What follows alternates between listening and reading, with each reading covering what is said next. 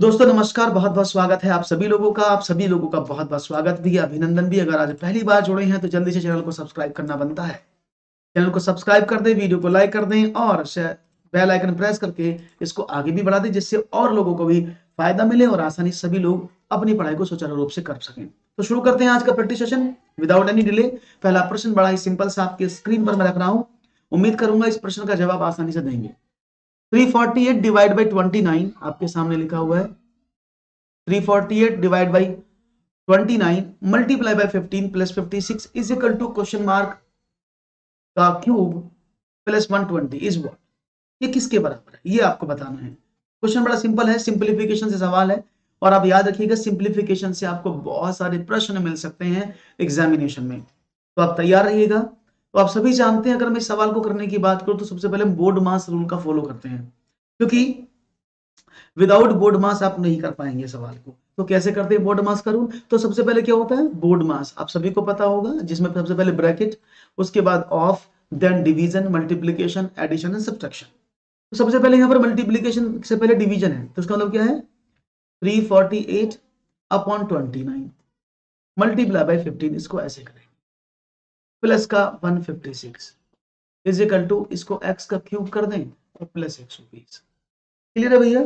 बहुत बढ़िया। अब क्या करें, अगर मैं इसका डिवाइड करता हूं 29 का, तो 29 एकम 29 और 5 29 दूनी 58, 29 एकम 29 बचे 5 29 दूनी 12, तो 15 में 12 गुणा करें 180 plus 156 is equal to what x cube plus 120।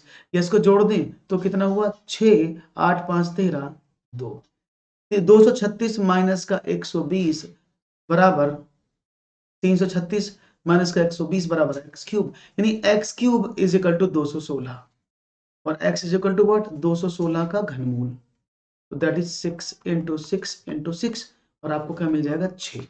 Right option क्या होगा 6। आसानी से निकाल दिया आपने आंसर, तो प्रॉब्लम तो नहीं आई। That is the B option is the right answer. बहुत ही खूबसूरती से। तो सिंप्लीफिकेशन इतना मुश्किल नहीं है, अगर आप स्टेप बाय स्टेप इसको फॉलो करेंगे then you will get the answer easily and आसानी से आपको जवाब मिल जाएगा। एक और सवाल लेते हैं आपके सामने, चलिए। वह छोटी से छोटी संख्या क्या है जो 8 9 12 तथा 15 से भाग देने पर प्रत्येक दशा में एक शेष बचे?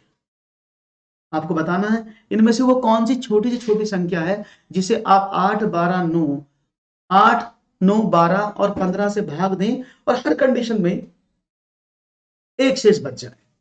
बहुत ही सिंपल सा सवाल है, इसको आसानी से आप कर सकते हैं, ऐसा मुझे विश्वास है, और आसानी से सवाल हो भी जाएगा। तो वह छोटी छोटी संख्या क्या है जो 8 9 12 तथा 15 से भाग देने पर प्रत्येक दशा में एक शेष बच जाए?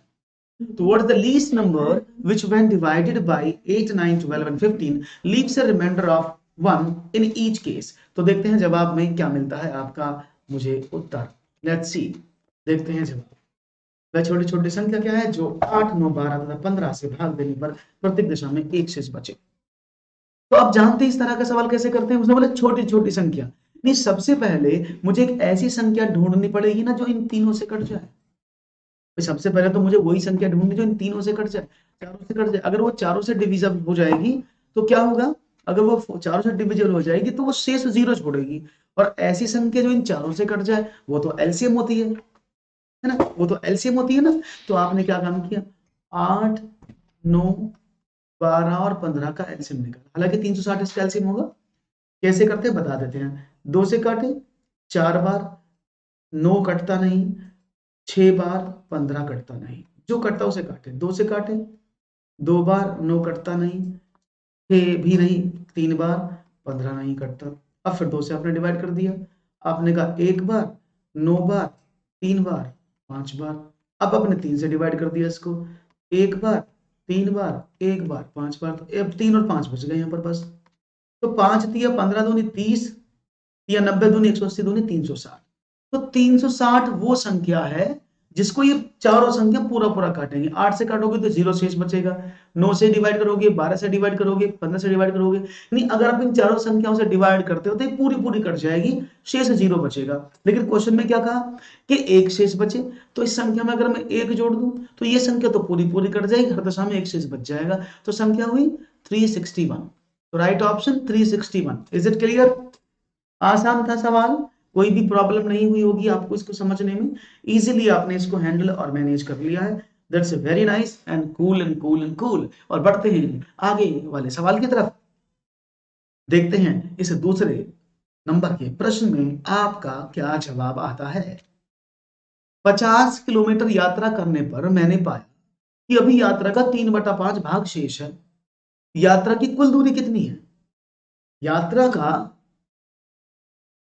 50 किलोमीटर यात्रा करने पर मैंने पाया अभी यात्रा का 3/5 भाग शेष है। तो यात्रा की कुल दूरी कितनी थी ये आपको बता दूं। बड़ा आसान सवाल है जी।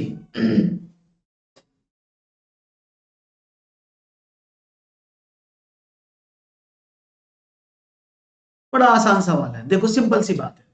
एक आदमी यहां से यात्रा कर रहा था, वो यहां से यहां तक चला और उसने क्या देखा कि जो आगे की मंजिल बची हुई है वो 3/5 भाग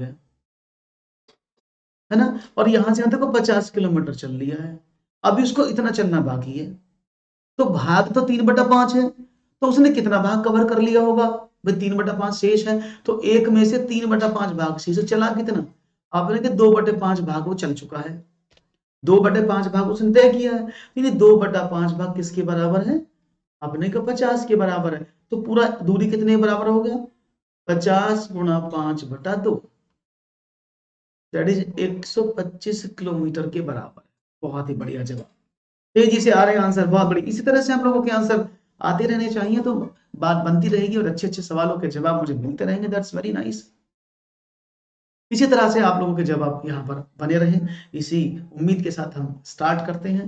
और तेजी से सेशन को भी लाइक शेयर सब्सक्राइब जरूर किया करो, जिससे कि और भी बच्चे बढ़े। लिमिटेड संख्या निश्चित हो चुकी है बच्चों की कि इस वीडियो पर आप आएंगे, इतने ही व्यू रहेंगे, इतने लर्नर्स रहेंगे, तो थोड़ा सा आप इसको प्रमोट करने की कोशिश करें। एक और सवाल, 10 वस्तुओं का लागत मूल्य 8 वस्तुओं के विक्रय मूल्य के बराबर है, तो प्रतिशत लाभ कितना है?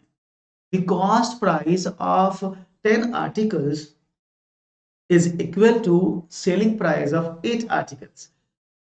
Then the percentage profit is what? 25%, 33 is to 1 by 3%, 30% or 20%? बहुत बढ़िया, वेरी गुड। तो 10 वस्तुओं का लागत मूल्य मीन्स कॉस्ट प्राइस। तो देखिए कोशिश करिएगा, उसने बोला है कॉस्ट प्राइस ऑफ 10 किसके बराबर है? Selling price of 8। बस जो उसने बोला बराबर बराबर, एसपी को इधर लिया है और 10 को उधर भेज दिया। तो cost price upon selling price is equal to 8/10। अब सवाल में क्या समझ में आ रहा है? सवाल में समझ में आ रहा है कि कॉस्ट प्राइस, यदि किसी वस्तु को आपने 8 रुपए में खरीदा और उस वस्तु को आपने 10 रुपए में बेच दिया, ये तो मतलब है। भाई कॉस्ट प्राइस 8 है, सेलिंग प्राइस 10 है, तो फायदा कितना मिला? लाभ हुआ ना कितना? 10 में से 8 गए 2, तो भाई 2 रुपए का लाभ हो गया। ये 2 का लाभ हो कितने पर? क्योंकि कॉस्ट प्राइस 8 था, मल्टीप्लाई बाई 100, क्योंकि परसेंटेज में कन्वर्ट करने के लिए 100 का मल्टीप्लाई कर देते हैं। तो 2 चौके 8 और 4 से काटे तो 25, तो 25% उसको लाभ। क्लियर है? क्लियर है, बहुत बढ़िया अखिलेश, वेरी गुड, शाबाश। तो यानी 25% आपका जवाब सही है, और होना भी चाहिए यही सही, क्योंकि जवाब आपने बहुत अच्छे से दिया है। That's very nice. आगे बढ़ते हैं, one more question for you guys, और एक सवाल और बात करते हैं आपसे और देखते हैं। One more question for the particular topic is what. Akash एक कार को अंकित मूल्य से 20% की छूट पर खरीदता है। आकाश है एक लड़का, वो एक कार को जो अंकित मूल्य जो मार्क्ड प्राइस है, प्रिंटेड रेट है, उससे 20% की छूट पर खरीदता है और अंकित मूल्य से 20% अधिक पर बेच देता है। उसका लाभ प्रतिशत कितना होगा? तो देखते हैं आपका जवाब कितना मिलता है। बड़ा सिंपल सवाल है ये तो भाई। तो मुझे उम्मीद है कि आपका जवाब अच्छे से मिलेगा जी। अंकित मूल्य पर खरीदता है और अंकित मूल्य से 20% पर ज्यादा पर बेच देता है, तो उसका लाभ प्रतिशत आपको बताना है कितना होगा। तो देखते हैं जवाब क्या मिलता है। उम्मीद है कि आपका जवाब मुझे आसानी से मिलेगा, गड़बड़ नहीं है ये सवाल जी।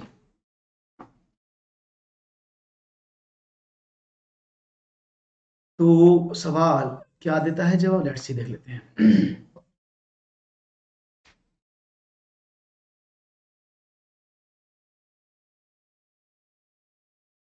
अंकित मूल्य जो है वो क्रय मूल्य से खरीदता है 20% कम में, और उसको जो प्रिंट रेट है उससे 20% ज्यादा में बेच देता है। तो उसका टोटल प्रॉफिट कितना है ये आपको बताना है। 20%, ओ माय गॉड अखिलेश क्या बात कर दी आपने, पहले समझ लो, सवाल को समझो। मैंने माना उसका अंकित मूल्य 100% है, ये तो मतलब है भाई, मैंने माना कि उसका जो प्रिंट रेट है 100% है, वो 20% की छूट पर खरीद रहा था इसको, तो 20% कम पर कितने पर खरीद रहा था उसको, 80% पर ले रहा था। ये तो मतलब है भाई, उसको जो 20% कम पे खरीद रहा था तो वो 80% पर खरीद रहा होगा, और सिर्फ बेच कितने पर रहा है, आपने कहा सर बेचने का बात करें तो 20% प्रॉफिट पर बेच रहा है, तो 120% पर बेच रहा है, ये तो मतलब हुआ। हाँ कि ना भाई, वो उस चीज को 80% पर खरीद के लाया और उसे 120 रुपए में बेच दिया, तो उसका तो कॉस्ट प्राइस ये हुआ, सेलिंग प्राइस ये हुआ, तो कितने का प्रॉफिट हुआ, आपने कहा सर 120 माइनस का 80, तो वो 40 रुपए का प्रॉफिट ले रहा है, या 40% प्रॉफिट ले रहा है, कितने पर, 80% पर। तो 40/80 मल्टीप्लाई बाई 100, 40 दूनी 80, 50% का प्रॉफिट है। तो 20% कौन से हिसाब से दिया भाई आपने, मैं ये समझ नहीं पाया। आप ऐसे लगा लेते भी 10%, 20% तो उसने कम दिया, 20% ज्यादा बेच दिया, तो उसको डबल फायदा हो रहा है ना। हाँ, इज इट क्लियर, बहुत बढ़िया। तो यहाँ पर 50% का जवाब मुझे आपकी तरफ से मिला, जो काफी अच्छा मुझे लगा, और इस तरह से आपके जवाब आने भी चाहिए। Very good. इसी तरह से आप लोगों के जवाब मिलते रहने चाहिए। D is the right option. 50% जिन्होंने कहा है, समझ में आया ना कितना आसान था, फिर से बताने की जरूरत तो नहीं है। Is it clear to all, I think सभी को क्लियर हो गया होगा, और कोई भी दिक्कत इसमें नहीं रही होगी, मेरे हिसाब से तो बिल्कुल भी नहीं रही होगी।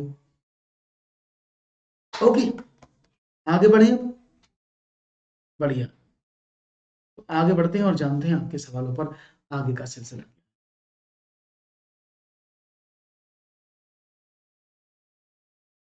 ओके ओके ओके, कोई बात नहीं है आयुष, एक और चलो। क्वेश्चन मार्क का 35% बराबर 630 है, तो क्वेश्चन मार्क का वैल्यू बता दो कितना।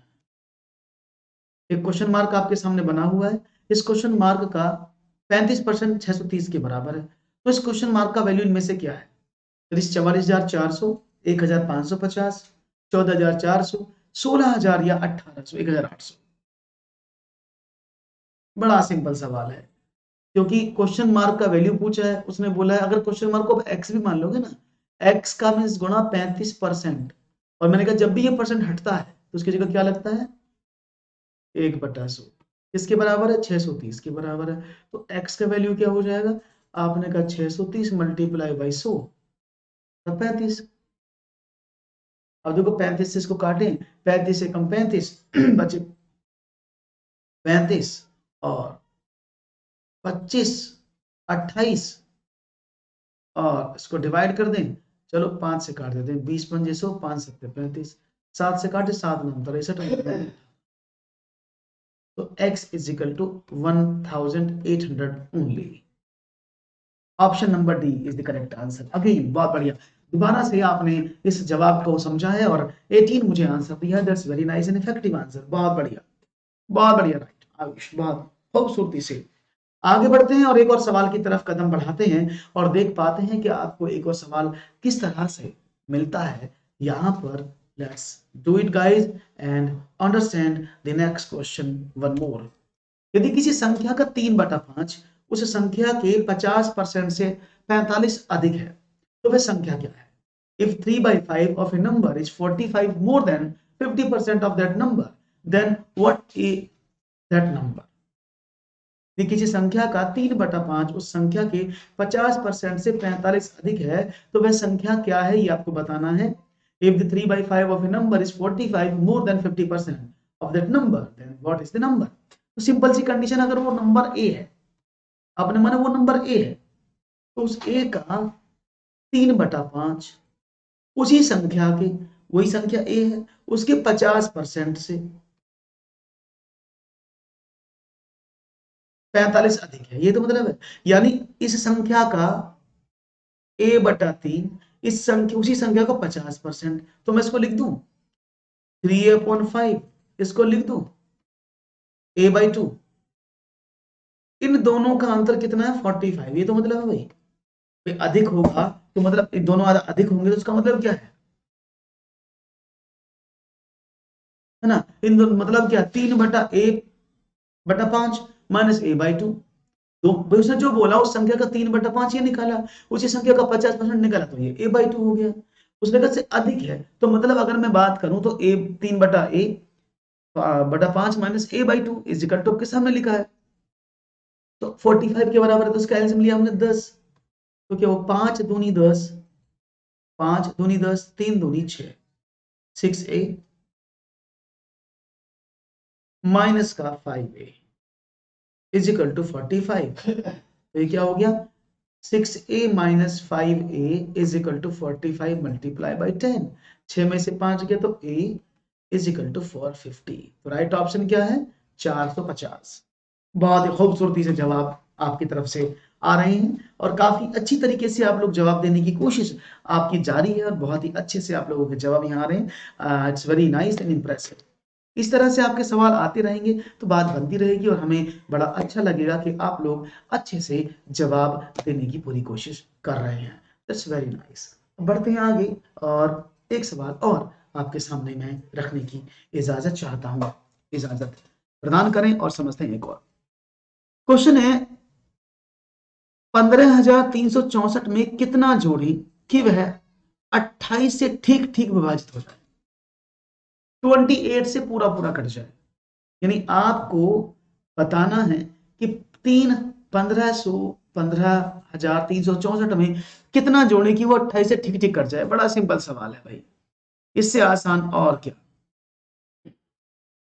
देखो कई तरीके से सवाल को हल कर सकते हैं आप, या तो ये करें कि आप डिविजिबिलिटी रूल चेक करें तो आपको थोड़ा सा कष्टदायी होगा। तो सिंपल की छोटी संख्या है 15,364 लिखा है ना ऐसे, इसको आप सीधा 28 से डिवाइड कर दो, है ना, तो ये जाएगा 5 बार, 5 अट्ठे 40, 5 दूनी 10 और 4 14, 13 बच गए 6। अब कितनी बार जाएगा 4 बार, 4 अट्ठे 32, 4 दूनी 8 3 11, 4 बच गया 2 बच गया। अब आपने फिर 4 उतारा, अब कितनी बार जाएगा ये जाएगा 8 बार, 8 अट्ठे 64, 8 दूनी 16 और 6 22, 8 अट्ठे 64 और 8 दूनी 16 और 6 22, तो कितना बचा 4 और सॉरी 0 और 20 शेष बचा। अब इस 20 में डिवाइड करने के लिए कितना और जुड़ जाए 28 पूरा पूरा काट दे इसको, इसमें मैं क्या ऐड करूं जिस, तो आप बोलेंगे सर 28 ऊपर है या 20 बचा हुआ है, तो अगर इसमें मैं संख्या में 8 जोड़ दूं तो ये 28 पूरा पूरा ना कट जाएगा, ऐसे कम 28 हो जाएगा ना, ये पूरा पूरा कट जाएगा 9 बार चला जाएगा। तो इस संख्या में अगर आप 8 ऐड कर दें you will get the answer. बहुत बढ़िया अखिलेश, वेरी गुड, 8 होगा, बहुत बढ़िया। तो आपने 8 ऐड कर डाला, आपका जवाब बन गया। इसमें आप एक काम भी कर सकते थे, अगर आप और शॉर्ट में करना चाहते तो थोड़ा सा आप दिमाग लगा दे तो ऐसे भी कर सकते थे। देखो 15364, अगर मैं 28 से डिविजिबल रूल चेक करता हूँ तो 4 गुना 7 होता है, 4 से भी कटना चाहिए 7 से भी कटना चाहिए। अब ये डिजिट लास्ट में कितनी है 64 है, 4 से कट जाएगी। इसमें 9 जोड़ोगे 7 जोड़ोगे 6 जोड़ोगे तो वो नहीं होगा, तो 4 का मल्टीपल ही जोड़ोगे तो ही ये पूरा पूरा 4 से कटेगा, नहीं तो नहीं कटेगा। इनमें 4 का मल्टीपल कौन सा, सिर्फ 8। तो आप इसको ऐसे भी पहचान सकते थे। क्लियर है। तो ये आपके पास दो तरीके हैं, आप दोनों में से कोई सा भी तरीका अपना सकते हैं अपने क्वेश्चन को हल करने के लिए। Choice always be yours.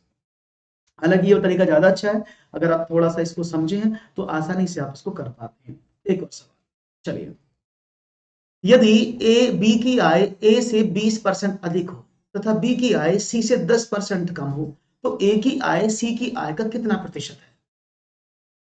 B की आय ए की आय से 20% अधिक है तथा बी की आय सी की आय से 10% कम है, तो ए की आय सी की आय से कितने प्रतिशत ज्यादा है ये आपको बताना है। तीन चीज इसमें कंबाइन हो चुकी है, क्या क्या है कि if be income is 20% more, then A's and B's income is 10% less than C, then the A's income is what percent of C's income? तो आपको ए और बी की इनकम के बारे में बात करनी है। तो देखते हैं सवाल क्या मिलता है। यहाँ पर आसानी से सवाल को आप कर सकते हैं अगर आप चाहेंगे तो। देखते हैं, देखो बी की आय ए की आय से 20% अधिक। अब समझना, तो ये तीन लोग हैं ए, बी और सी। उसने बोला बी की आय ए की आय से, नहीं ए की आय पर बी की आय टिकी है और बी की आय सी की आय से 10% कम है, तो जो बी की आय वो सी पर डिपेंड है। तो मैंने, क्योंकि सब परसेंटेज में ना, तो मैंने सी को 100% मान लिया। ठीक है, सी को मैंने 100% माना, कोई प्रॉब्लम नहीं है। जब सी 100% है तो भाई उसने बोला बी की आय सी की आय 10% कम है, तो इसमें देख इसको 90 कर दें, इट विल बी 90, क्योंकि बी की आय सी की आय से कितनी परसेंट कम है? आपने कहा 10%, तो सब में से 10 गए 90। और जो ए की आय है वो बी की आय से 20% अधिक है, तो कितना हो जाएगा? 90 प्लस 90 का 20%, 18, तो ये 108 हो जाएगा। तो आपको पता लगा ए की आय 108%, बी की आय 90, सी की आय 100। तो उसने बोला ए की आय सी की आय से कितने प्रतिशत ज्यादा है? तो आपने कहा ए की आय 8 ज्यादा है। भाई अगर देखा जाए तो ए की आय 8 ज्यादा है ना। भाई देखो ए बी सी की आय आपने देखी और सी की आय से, तो आपने कहा ओके। लेकिन यहाँ पर 80% लिखा हुआ है।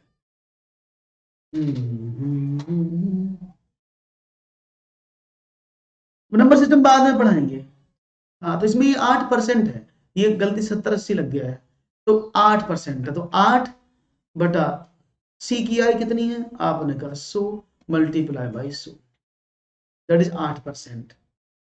इट्स 8, थोड़ा सा अलग से ये पॉइंट है 7.5, 8.0, 7.0, 9.0। ओके, चलिए एक और सवाल आपके स्क्रीन पर। 6 सेंटीमीटर त्रिज्या वाले एक ठोस गोले को पिघलाकर 2 सेंटीमीटर त्रिज्या वाले कितने ठोस गोले बनाए जा सकते हैं? समझना सवाल को। एक 6 सेंटीमीटर त्रिज्या का एक ठोस गोला है, गोला मींस स्फीयर, तो 6 centimetre solid sphere of radius 2 centimeter is melted. How many solid sphere of radius A can be made? 64, 2, 16, good evening मुंजा, 108 और 227। तो पहले समझ लो, ये एक क्या है? गोला है। गोला होता है ठोस, सॉलिड होता है। उसने बोला 6 सेंटीमीटर त्रिज्या वाले एक ठोस गोले को पिघला, इसको पिघला गया, इसके रेडियस कितनी? 6 सेंटीमीटर। उसने बोला जब इसके वॉल्यूम पिघलाया गया, इसमें से 2-2 सेंटीमीटर की कितनी ठोस गोले बनाए जाते हैं? यानी इसमें से ये छोटा सा गोला था, इसकी रेडियस है 2 सेंटीमीटर। ऐसे कितने? तो आप कहेंगे इस बड़े वाले के वॉल्यूम में अगर मैं छोटे वाले के वॉल्यूम का डिवाइड कर दूं तो मुझे नंबर ऑफ छोटे वाले बॉल्स मिल जाएंगे ना। बहुत बढ़िया। तो अगर मैं गोले का आयतन निकालूं तो क्या होता है? 4/3 इंटू पाई आर क्यूब। इसके ऊपर वाले और नीचे वाले का भी तो वही होगा, बस उसकी त्रिज्या तो अलग है। 4/3 into pi r to cube. अब देखो 4/3 पाई आर से 4/3 कांस्टेंट था, कट गया। तो R1 cube upon R2 cube. R1 कितना? 6, तो 6 गुणा 6 गुणा 6, और ऊपर वाला कितना? 2 गुणा 2 गुणा 2, छोटे वाले का 2। तो आपको सारी कैलकुलेशन नहीं करनी है। कभी आप सोचे पहले बड़े वाले का पूरा आयतन निकालोगे, फिर छोटे वाले का आयतन निकालोगे, फिर उसको डिवाइड करोगे, ये बहुत ज्यादा समय लेगा। तो आपको सीधा ऐसे नहीं करना है, आप सिंपली क्या करेंगे जैसे मैं बता रहा हूं। तो कैलकुलेशन का पार्ट सबसे लास्ट में रखने की कोशिश करें एग्जामिनेशन में।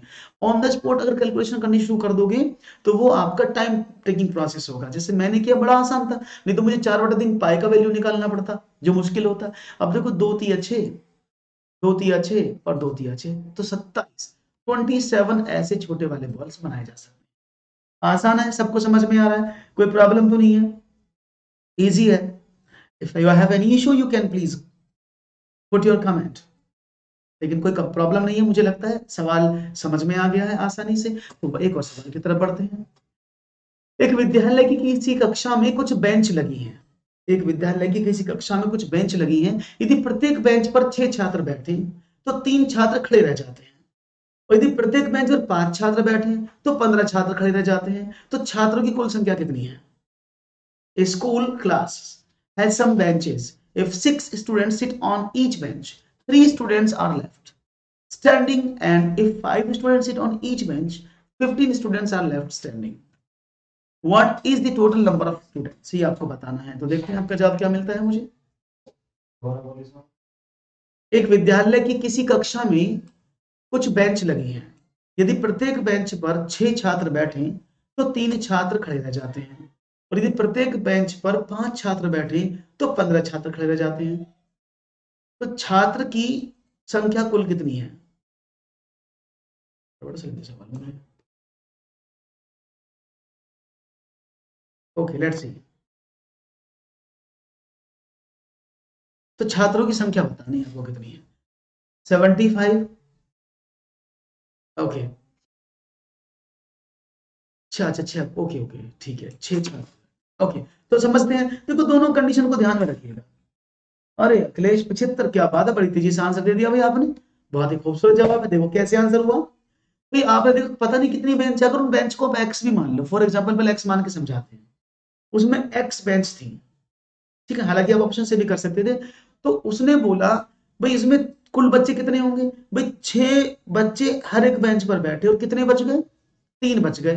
तो टोटल बच्चे इतने हो गए ना भाई, 6 बेंच हैं, एक्स हैं बेंच, और उनमें 6 बालक बैठे हैं, तो टोटल बच्चे कितने हुए, 6 गुणा एक्स। फॉर एग्जाम्पल उस रूम में 5 बेंच पड़ी हैं, उसमें 6 बच्चे बैठते हैं हर एक बेंच पर, तो 30 बच्चे हो गए ना, और 3 शेष थे, 33 टोटल हो गए ना। तो ऐसे मैंने किया कि अगर उसमें एक्स बेंच है, एक बेंच पर 6 बालक बैठे तो 3 शेष बच गए, तो मैंने कुल बच्चे देखे 6x + 3। और दूसरी कंडीशन में क्या था, यदि प्रत्येक बेंच पर 5 बच्चे बैठे तो 5x हो गए, एक बेंच पर 5 बच्चे बैठे तो कितने बचे, 15, तो टोटल बच्चे ये हो गए। बस इसको बराबर कर, दोनों बराबर, बच्चे तो सेम ही है, तो आपने इसको उधर ले उसको उधर ले गए, तो 6x - 5x = 15 माइनस का 3, तो कितना हुआ, x बराबर 12। तो x का वैल्यू 12 है, वो 12 है, बेंच की संख्या 12 है। अब टोटल बच्चे निकालने थे, तो किसी से भी निकाल लो, आपने इस वाले से निकाल के देखा, तो 6 × 12 + 3, तो 12 × 6 = 72, 3 × 75। अब चाहे इससे निकालो, 5 × 12 + 15, तो 12 × 5 = 60 + 15 = 70। समझ में आ गया सबको? कोई मुश्किलात तो नहीं किसी को, कोई परेशानी तो नहीं?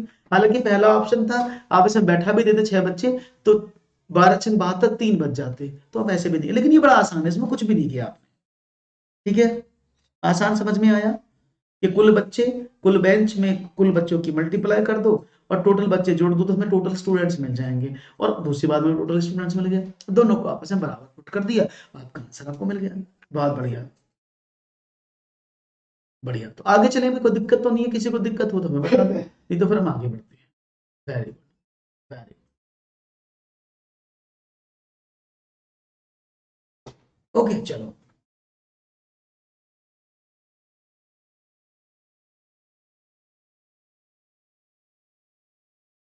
आगे बढ़ते हैं।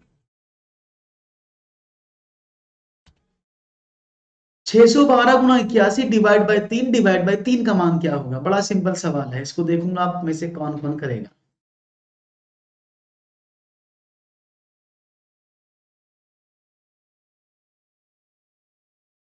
बड़ा सिंपल सवाल है, 612 × 81 ÷ 3 what will be the right answer of question number 12? और मुझे उम्मीद है कि आप इसका जवाब मुझे आसानी से दे देंगे और कोई गलती नहीं करेंगे। तो उम्मीद पर टिकी है निगाहें, और आपका जवाब क्या आएगा? बहुत ही सिंपल सवाल है। ऐश्वर्या कुछ कहना चाहती हैं?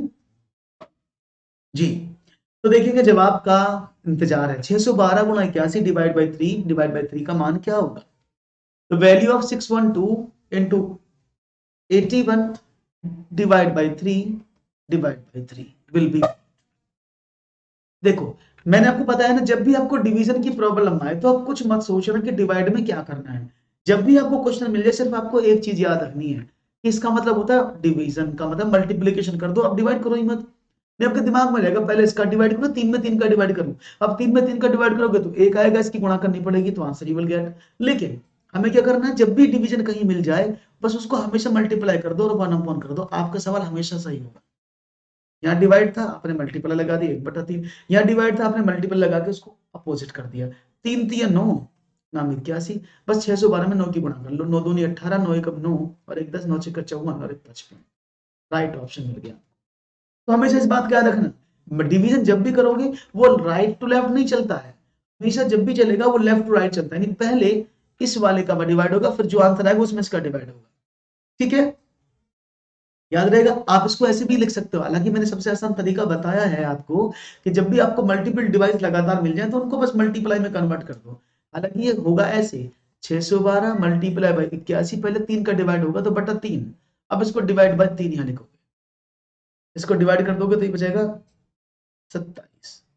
फिर अगली बार क्या होगा 612 गुणा 27, अब इसको करेंगे बटा 3, तो तब इसको ऐसे करेंगे 2 स्टेप में। लेकिन अगर आप इसको एक स्टेप में करना चाहते हो बस इसको 1/3 की मल्टीप्लाई में लिख दो, you will get the answer. एक और सवाल, यदि P multiply by Q is equal to P plus Q plus P upon Q, तो 8 इंटू 2 का मान क्या होगा?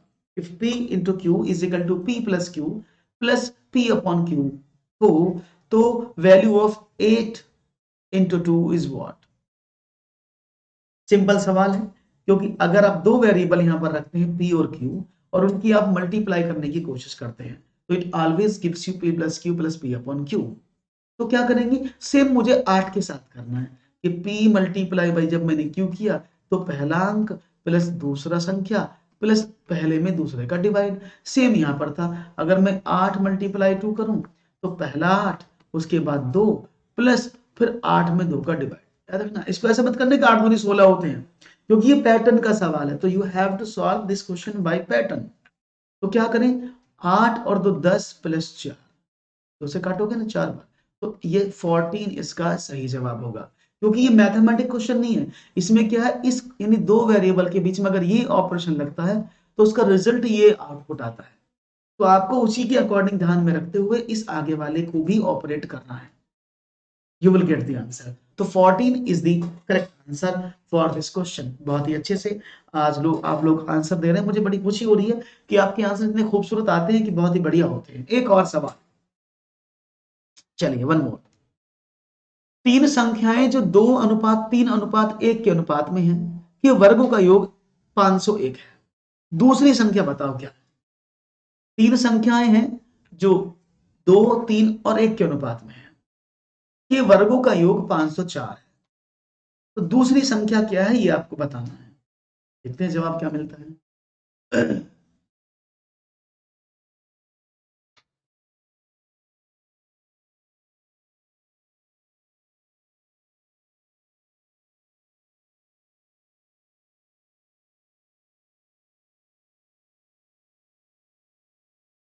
ऑप्शंस आपके सामने हैं।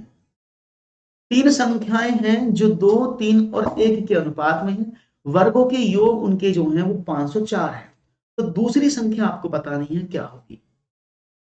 ऐसा कुछ भी नहीं कि तीन क्रमागत संख्याएं हैं, तीन तीन संख्या कोई भी हो सकती है। तो समझने की कोशिश करना क्या सवाल था। उसने बोला तीन संख्याएं ये वाली, पहले मैं इसको आपको एक्स से समझाऊंगा क्योंकि विदाउट एक्स आपको प्रॉब्लम होगी, फिर डायरेक्ट बता। मैंने माना इनका अनुपात क्या है, पहली संख्या 2x है, दूसरी संख्या 3x है और तीसरी संख्या x है। उसने बोला इनके वर्गों का योग, तो इनका वर्ग कर ले तो क्या हो जाएगा, आपने कहा 2x का होल स्क्वायर, 3x का होल स्क्वायर और x का होल स्क्वायर। तो उसका क्या हो जाएगा 4x स्क्वायर, 9x स्क्वायर और x स्क्वायर। इन सबका टोटल कितना बताया उसने, 504 है। तो कितना, 9 और 4 13 और 1 14, 14x स्क्वायर बराबर 504। तो x square is equal to what, 504 upon 14, 14 3 42 और 14 6 84। तो यानी x square is equal to 36, x is equal to 6। तो x का वैल्यू 6 आया। और जब x का वैल्यू 6 आया तो संख्या कौन कौन सी हो जाएंगी, आपने कहा ये तो होगी 6 दूनी 12, ये होगी 6 3 18 और ये होगी 6। तो तीनों संख्या आपको पता लग गई कौन सी लेनी थी, 12 18 और 6। तो राइट ऑप्शन क्या था, दूसरी संख्या जो है जो तीन अनुपात वाली है उसका वैल्यू 18, ये 12 और ये 6। अब इनको आप इनके उत्तर की जांच भी कर सकते हैं आसानी से, आप इनके आंसर्स को भी चेक कर सकते हैं। 12 18 और 6 का जब होल स्क्वायर करोगे, वर्ग करके जोड़ोगे तो 504 ही आना चाहिए। चलिए अच्छा जवाब दिया आपने, खूबसूरती से आप लोगों के जवाब आए हैं। एक और सवाल आपकी स्क्रीन पर चलो रखते हैं और जानते हैं वन मोर क्वेश्चन आपके स्क्रीन पर। ये दो संख्याओं का योग उनके अंतर का 5 गुना है। यदि एक संख्या 24 है तो दूसरी संख्या बताओ क्या। दो संख्याओं का योग उनके अंतर का 5 गुना है।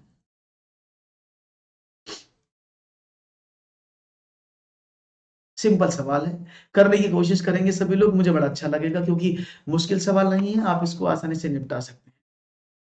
दो संख्याओं का योग उनके अंतर का 5 गुना है।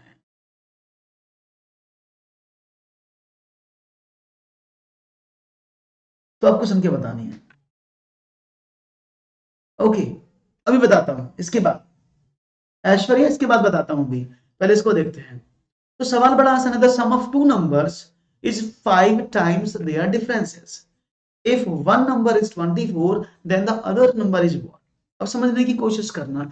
If the sum of two numbers is 5 times their differences, कोई प्रॉब्लम नहीं है। तो अब यहाँ पर एक नंबर तो दिया है, तो मुझे दो नंबर ए और बी मानने की जरूरत तो है नहीं, क्योंकि एक नंबर तो ऑलरेडी दिया है। तो मैंने जो दूसरा अंक माना वो ए माना, ये जो मिसिंग नंबर है वो ए है। तो उसने क्या बोला, उन दोनों संख्याओं का योग। तो यानी 24 में अगर मैं ए जोड़ दूं, वो किसके बराबर है, उन दोनों का अंतर 24 में से ए घटा दूं, उसका 3 गुना है। ये तो मतलब है, यही तो मतलब हुआ भाई, दोनों संख्याओं का योग। अब मैं ए और बी करता तो दूसरी बात थी, क्योंकि एक संख्या उन्होंने ऑलरेडी दी हुई है। तो मैंने कहा एक संख्या 24 है, दूसरी वाली ए मान लिया मैंने। उन दोनों को जोड़ा जाए तो उन दोनों के अंतर का 3 गुना है। मैंने कहा बिल्कुल सही है। तो 24 plus a is equal to what, आपने कहा 24 माइनस का 3a। इसको इधर भेज दिया, उसको उधर ले आए, तो कितना हो जाएगा, a plus 3a is equal to 72 minus 24, यानी 4a इज इक्वल टू 48, और a is equal to 48/4, that is 12। तो a का वैल्यू 12 है। एक मिनट में देख लो भाई जरा, मैंने 24, मैंने कोई गड़बड़ तो नहीं कर दी है, 96 होना चाहिए ना। एक मिनट रुकना, 24 × 72, एक मिनट रुकना। हाँ, ओह, माफ करिएगा, वेट ए मिनट, उसको मैंने 3 गुना कर दिया है। ये 5 गुना बोला ना उसने, एक मिनट, हाँ, वो 3 गुना से मैंने कर दिया, कोई बात नहीं है, 5 गुना लेना है, मैंने 3 गुना लिख दिया है, कोई बात नहीं है। तो 24 प्लस ए बराबर 24 माइनस ए का 5 गुना, मैंने उसको 3 गुना कर दिया था। तो क्या करें, तो 24a is equal to 120 minus का 5 है। इसको उधर भेजा, इसको उधर ले आए, तो कितना हो जाएगा, आपने कहा 5 और 1 6, a plus 5a is equal to 120 minus का 24। तो 6a इज इक्वल टू 96, और a is equal to 96/6, that is 16। तो a का वैल्यू कितना है, 16, तो वो दूसरी संख्या 16 होनी चाहिए। क्लियर है, क्लियर कट, समझ में आ गई बात। ऐसा मेरा कोई साथी जिसको समझ में ना आई हो बात तो मुझे बताए, फिर मैं आगे बढ़ता हूं और फिर आपको कुछ चीज समझाई जाए। क्लियर है ना भाई, समझ में आ गया ना, बहुत बढ़िया। ऐसे समझना है आपको सवाल। और देखते हैं, एक सवाल शायद मुझसे बोला गया था कि सर बैक वाला समझ नहीं आया था। देखो ये दोबारा समझिएगा। तो 3 संख्याएं थी जो 2 और 3 और 1 के अनुपात में थी। तो मैंने माना संख्याएं 2x 3x और x हैं, क्योंकि मेरे पास संख्याएं नहीं है, सिर्फ उनका रेशो दिया है। तो मैंने माना वो संख्याएं जो है मैंने यही मान ली, 2x 3x। अब क्या करें, उसने बोला कि उनके वर्गों का योग, तो पहले मैंने उनका वर्ग किया। वर्ग तो ऐसे हो जाएगा ना, वर्गों का योग, तो वर्ग करेंगे तो कितना हो जाएगा, 2 दूनी 4x², 3 तिया 9x² x²। उनके वर्गों का योग, अब इनको जोड़ें, वर्ग कर दिन का योग 504 के बराबर है। अब सबको देख ऐड किया तो ये 14x² आया बराबर 504। ओके, अब x² जब आपने निकाला तो 504 में 14 का डिवाइड कर दिया, 14 से डिवाइड कर दिया, आपने देखा 36 टाइम कट गया वो, यानी x² इज इक्वल टू 36। जब आपने x का वैल्यू निकाला तो 36 का वर्गमूल निकालोगे ना, स्क्वायर इधर जाके वर्गमूल बन जाएगा। ये क्या होता है, 6 गुणा 6 छंग 36, जोड़ा बाहर आया तो x का वैल्यू आपको 6 मिल गया। क्लियर है, बात समझ में आ गई, कोई प्रॉब्लम तो नहीं किसी को, मेरे हिसाब से तो प्रॉब्लम नहीं होनी चाहिए, आसान है, बढ़िया। ये सवाल सबको समझ में आया, इसमें कोई दिक्कत तो नहीं किसी को, मेरे हिसाब से तो कोई दिक्कत नहीं होनी चाहिए। All things should be clear. तो मुझे उम्मीद है कि ये सेशन आपको समझ में आ रहा है और सवाल भी आपको बहुत अच्छे से समझ में आ रहे हैं। मुझे काफी विश्वास है कि आप इस तरह से जब आंसर करेंगे तो you will get the best thing with you.